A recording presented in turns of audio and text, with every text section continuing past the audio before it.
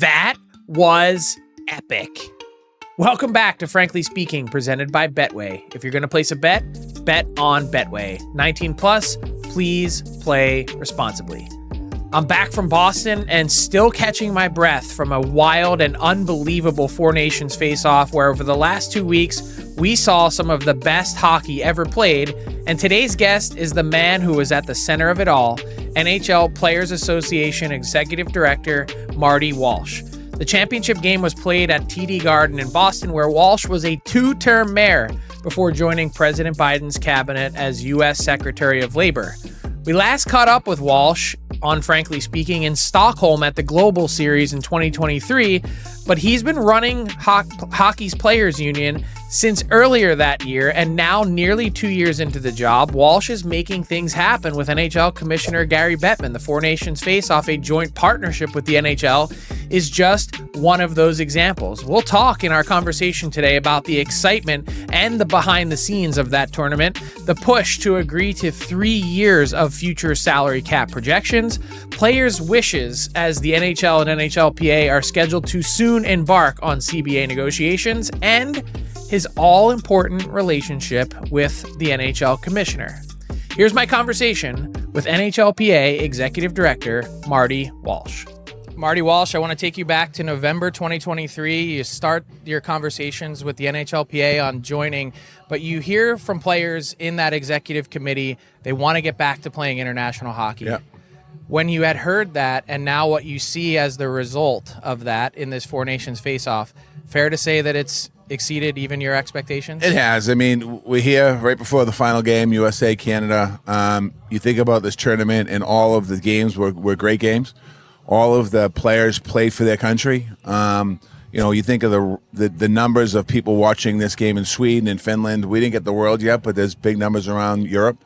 Obviously, United States and Canada, it's unbelievable. It's been great, and I'm thrilled for really two groups of people. The players, number one, to get a chance to come back to best on best with a schedule moving forward, and the fans. It's just like, growing up in Boston as a, hockey fan.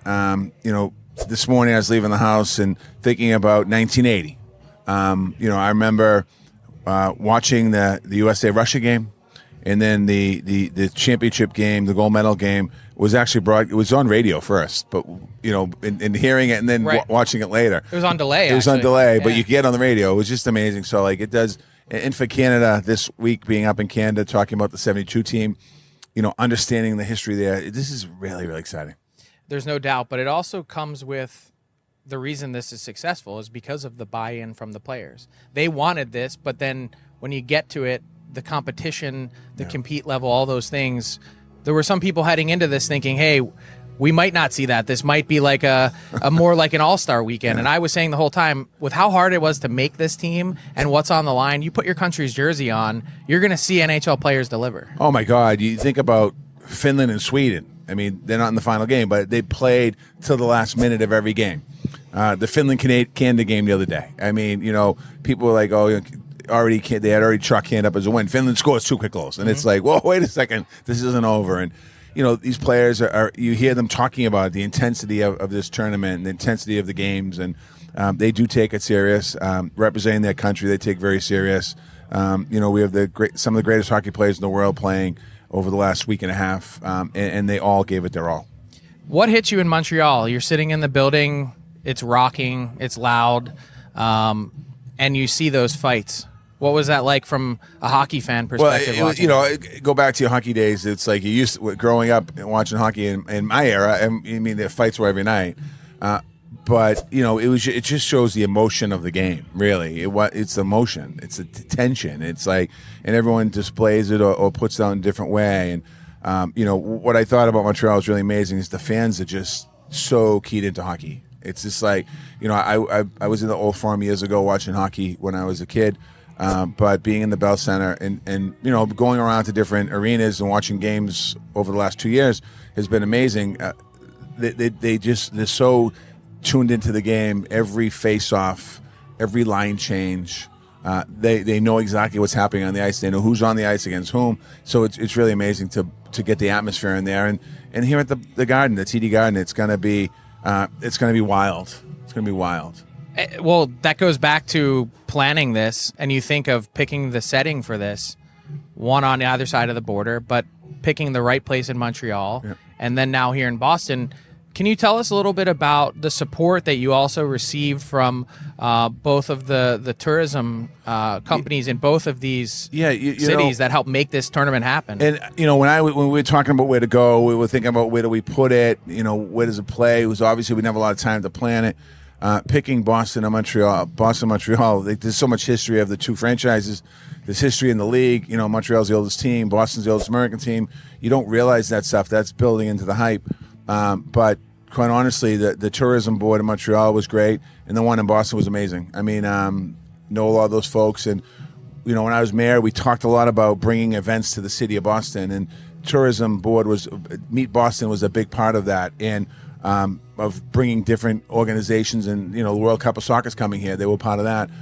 We had the Lever Cup here in Boston. We had the Adidas games, so we had a lot of different sporting events and other things. So bringing events like this to cities is really important because it's not just about the sport. It's also about promotion of the cities, where people come and get a chance to see the city, walk around. In Montreal, as I was walking around up there, we saw a lot of people from around the United States just touring Montreal, shopping and doing things like that. Here in Boston, we have people from Canada, all across the United States, Finland, Sweden, still here. It's just amazing to see it. And it's obviously been a big success. You were just talking about the lineup of people outside the garden here ridiculous. Just to try and get their hands on some merch, which has been hard to come by the way. So it's been a success. I think maybe fans don't necessarily appreciate this isn't a big moneymaker. No, it's not. This is actually for like legitimate passion of the game because it's expensive to put on an event like this. Yeah, and it's not about the money. I mean, it's not about the players getting money either. The players play for nothing. I mean, right. It's just it's not about the money. It's about the excitement of playing for your country. And I think that ultimately, when it comes down to it, when the fans that are going to be at the game tonight or in Montreal, whatever jersey they had on, they were there representing their country as the players were, and there was a lot of pride there. And I think that that's really what this is all about. When you think about international sports, whether it's Olympics, World Cup of Hockey, World Cup of Soccer, all these other ones, they're very rare, these events, and not everyone can do them. And the fact that hockey can do this and do it successfully is great for the game and great for the fans and great for the players. But you also can't do it too often either. No, it's too big. First of all, the intensity is you want to make sure you're matching the intensity every time there's a tournament. So next year, obviously, we don't have to worry about intensity. It's the Olympics. 2 years after that, we want to get the World Cup of Hockey back, and we're working with the league on that, and that will be intense. But if you do it every year, it just becomes another event, and it shouldn't be another event because these memories will be with the players forever, and they'll be with the fans forever. I mean, everyone. If you talk to the older people in Toronto and Montreal and Canada, they'll tell you where they were at 72. You talk to guys like me and a little bit older, but I'm not a little bit younger, but not much younger. They'll talk about where they were in 1980. Mm-hmm. And you talk about Crosby, and you talk about all these great players, TJ Oshie and stuff. So all these great players have made will be remembered forever because of what they did in a game or in a tournament. This next generation of players deserve that, and this next generation of fans deserves that as well. Mm-hmm. One of the things that struck me about the press conference to open up this tournament, yourself, Ron Hainsey, Gary Bettman, Bill Daly, was that Gary mentioned specifically this next international calendar that has been laid out, rotating every 2 years between Olympics and World Cup, wouldn't have been possible without the cooperation of the PA, meaning because the relationship has been, in his words, better than it's ever been, that you're able to pull something like that off and come together on a calendar. What has the relationship been like?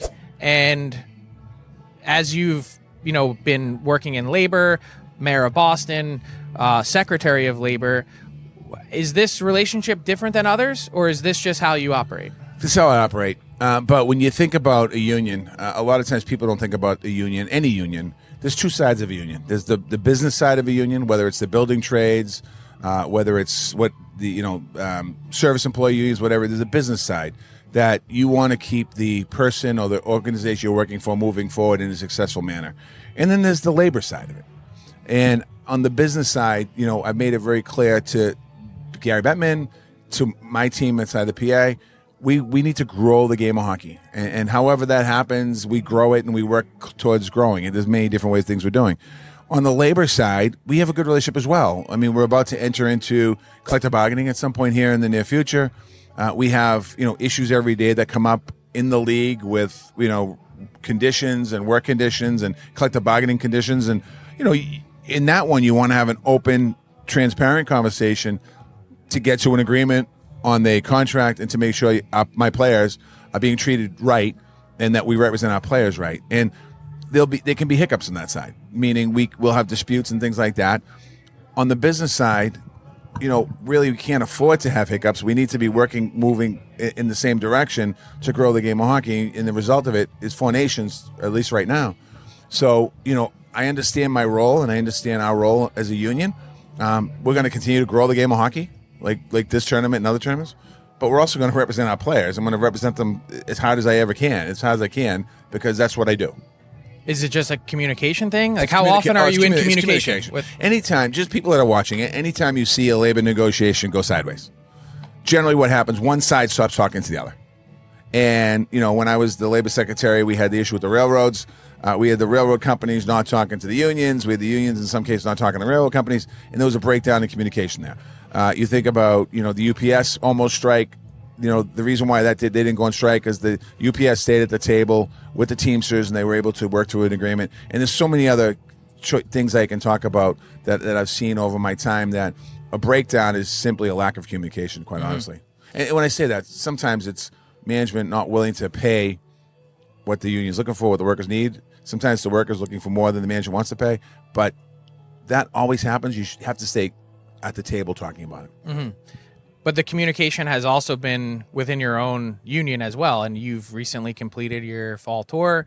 You got to all 32 teams, spent a lot of time with them, dinners, whatever it might be. This is your second run through of that. What have you learned about what the players are looking for? I mean, you learn a lot about what the players are looking for. And this was one of them, obviously. Yeah. This happened. So when I was being interviewed for the job back in January of 23. This came up in my interview process. Once I got started working this job, which March of 23, this was a topic, and I didn't have fall tour then, but I had dinners with players. They talked about this, and which is exciting. But players talking about a whole host of different issues, some that impact them on the ice, some that impact them off the ice. It's been great conversations. These are a great group of people. Men that I've come to learn to love and get to know personally, most of the players in the league now, and it's an honor to represent them. And these dialogues, they know that it's a two-way street. If they need me, they call me.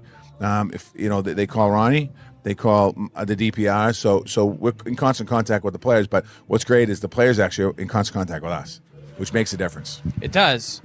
So I know you're not going to reveal your playbook or what's on Absolutely their list, not. but is there something else that you can point to say, hey, this is going to be something that's going to be important for us in a large scale? The international hockey was one of the pieces that was resolved for the most part. Check that off. But we still have some little work to do there. Salary cap, obviously, a little predictability now for the next 3 seasons is great. That's another one that's important. We haven't finalized what we're going to be discussing eventually here with the commissioner and his team. But when we get there, we'll have those conversations. The salary cap situation was really interesting because I'm sure from your end, there's a couple things that you're trying to manage, right? Everyone, if you're a player, you want the cap to go up, right? Yep. Because there's more money in the system. But at the same time, one of the big bugaboos for players since the CBA was installed in 2005-06 has been escrow. Yeah. And so you're trying to manage both those things at the same time. How do we keep escrow low and how do we get the cap up?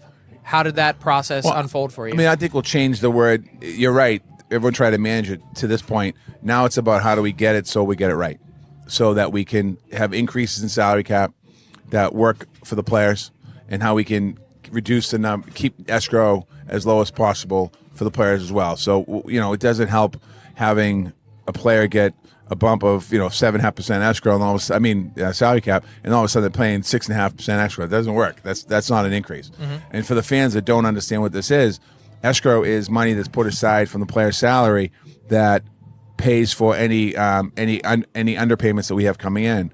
Ensures a 50-50 split. It just basically quite keeps honestly, it all even. in the last decade or so, players have basically played for almost a free season with all the escrow they have to pay back. So what we want to do is get a formula that work with the formula that's in place that works, that we get to as close to zero as possible.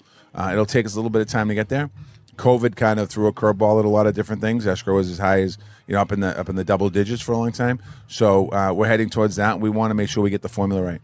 So from a league perspective, though, when you're having a conversation with Gary about this, there's also at some point where the cap's going to get to such a significant place, and we're trending toward that in year 3 of this agreement that was shared, is that some of these teams, particularly in Canada, are going to be paying out with the Canadian dollar. It goes up to $160-some million.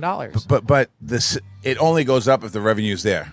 Right. So the revenue's there. So I think that's what we're looking at. And the way the system is set up, you have the max number and you have a median number that you don't have to get to the max. Not all teams have to spend to the top. That's not historically how they've done it, though. They haven't. And I think, but we'll have to see. But again, it goes back to the revenue. We just need to continue the revenue, and that's the business side for the league. But I've had conversations with Gary and I've had conversations with teams. And we want to be helpful to the teams too. It all has to work together. Yeah, that's the thing. You can't just be thinking about your side. Gary just can't be thinking about his side. I want 32 successful teams. Yep. With sold out buildings, with a good product on the ice, with opportunities to make money. Because that helps the players. Mm-hmm. Speaking of product on the ice, what have you thought of some of the minor tweaks that have happened for this tournament? We've had 10-minute overtime, which has kind of been met with mixed reviews, although it's produced results. Yeah, it has. Some players were kind of barking about, maybe a little bit more taxing because the star players are playing a little bit more. But also we've had some other minor adjustments with TV timeouts and shorter intermissions. What have you thought of it all? Yeah, I think the overtime rule is interesting, but, I think, if I'm not mistaken, every game is ended before 5 minutes into the overtime. The first one was 6:06. Okay. So I'm sure there'll be conversation when this is over. The reason behind it, you have a tournament, we have TV broadcasts. We need to make sure that we get them done in time. Tonight's game, if there's overtime, obviously will be like playoff sudden death overtime. The TV stuff, I haven't really looked into it that much yet on that to see what's going on. But what will happen now, you mentioned this at the beginning of the broadcast, I don't know if it was on air or before air, it's been a long time since we've had best on best. So too long. And those are my words, not yours. So now it's an opportunity through this tournament to find out how do we make sure that any hiccups that happened along the way are addressed. Whether it's players coming in or out, whether it's overtime, whether it's TV, whatever it might be, we have a real chance here now to really say, okay, this is what worked. This is what maybe needs adjustment. I'm sure that all the 4 teams involved, all the countries will have a recap of their experience here. We obviously want to talk to them about it. I already had one of the general managers grab me yesterday saying, I'd love to talk to you when this is over. I was a player. I wanted to talk. I'm like, absolutely. Mm-hmm. So I think we'll have a lot of great opportunities so that, like anything, there's going to be challenges and problems. The fans probably don't see it as much, but behind the scenes stuff. But for the most part, this has been incredibly smooth, and it's been a great opportunity experience. You also learn a lot too, to your point. So just quickly on the rosters and how that's kind of been a little bit in flux as this tournament has gone on. You want to make sure that you're putting these teams in the best possible position to compete. Kind of a little bit of an exception, granted, for Team Canada to have Thomas Harley come in. Now, the U.S. has been hit with illness and injury. They're trying to manage it. What's that been like behind the scenes, having those conversations? It's been interesting, but the illness happens. I think that it's a February tournament. It's the winter time. People get sick, and what we don't want to see happen is serious injury by the players. We want them to be able to go back to their teams and obviously compete for the playoff run coming up here in a couple months and go on to the Stanley Cup. So we want to try and keep those injuries down as best as possible. And again, we're learning from this stuff, so we'll have these recaps after. And quickly to wrap, just on the upcoming World Cup and how that will all be sorted out and handled. 8 teams, 8 countries. We're not sure yet. It's still to be worked. That's, I think, the initial conversation. We have work to do there as far as, but we have time to plan that one. We had almost no time to plan this one.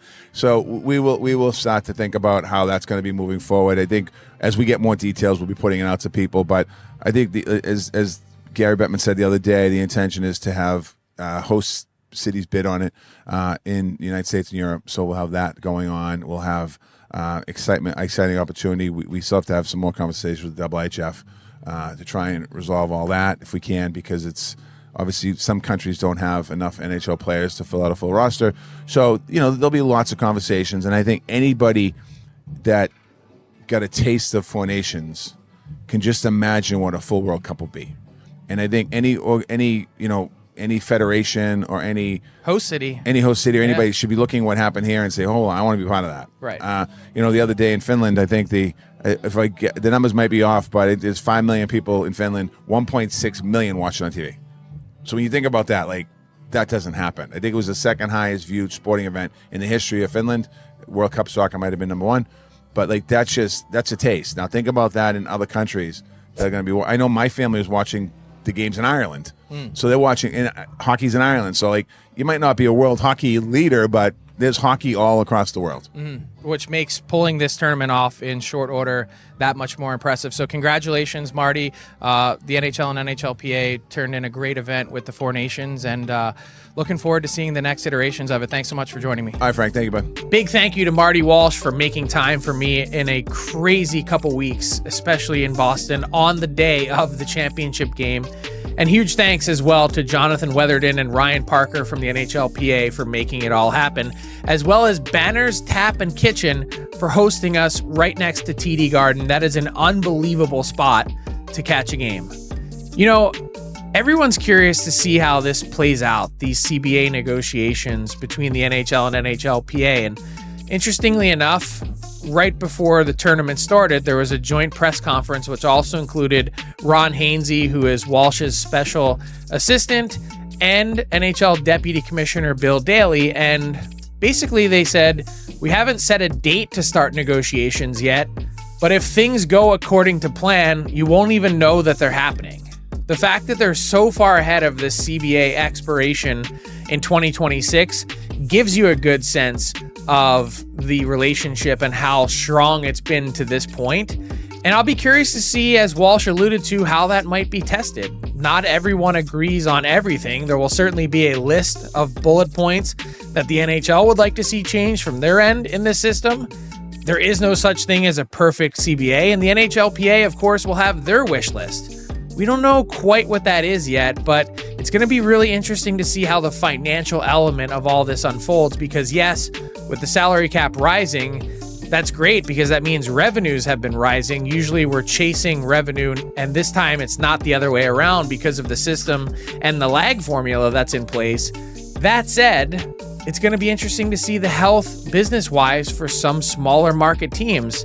As Marty Walsh alluded to in our conversation, you want the entire league to be healthy in order for everyone to achieve success. So, man, so many things to think about, and it's going to be fascinating to watch it all come together. It would be so nice, I know this is from a selfish personal perspective, but to not be standing out on a street corner in New York City for labor negotiations, trying to find a place in the summer, the fall, then into the winter during an NHL lockout, just for a place to try and charge my phone. Man, feels like so long ago.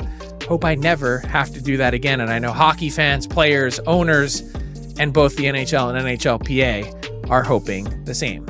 Thanks a lot for joining us on today's edition of Frankly Speaking, presented by Betway. If you're going to place a bet, bet on Betway. 19 plus, please play responsibly. What's up, hockey fans? If you enjoyed that video, then you need to be hitting the subscribe button right here at Daily Faceoff. Exclusive interviews and analysis from our hockey insider Frank Saravalli, fantasy updates from Brock Sagan, and a daily live show at noon Eastern, Monday through Friday. You don't want to miss any of the fantastic content, so hit that subscribe button.